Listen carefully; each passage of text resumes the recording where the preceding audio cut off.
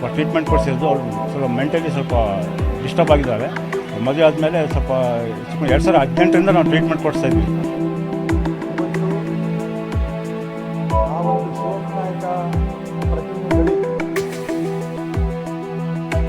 ರಾಮ ಮಂದಿರದ ಪ್ರತಿಷ್ಠಾಪನೆ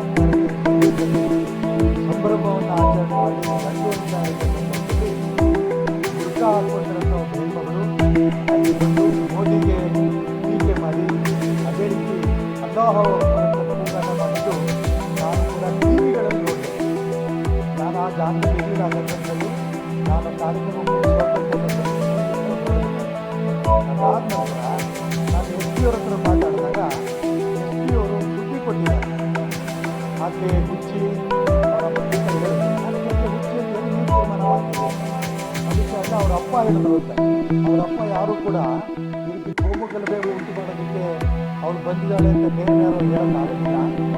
ಮೋದಿ ಟೀಕೆ ಮಾಡಿ ಅಲೋಹ ಬರುತ್ತೆ ಹೋಗಿರ್ಬೇಕಾದ್ರೆ ಇದರಲ್ಲೇನೋ ಒಂದು ಸಮಸ್ಯೆ ಇದೆ, ಬೇಕು ಅಂತ ಯಾರೋ ಮಾಡಿದ್ದಾರೆ ಅನ್ನೋಂಥ ಭಾವನೆ ಸಮಾಜದಲ್ಲಿದೆ.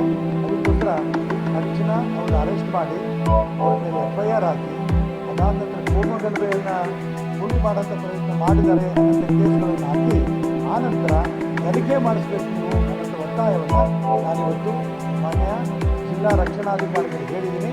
ಅವರು ಆಯಿತು ಸರ್ ಅಂತ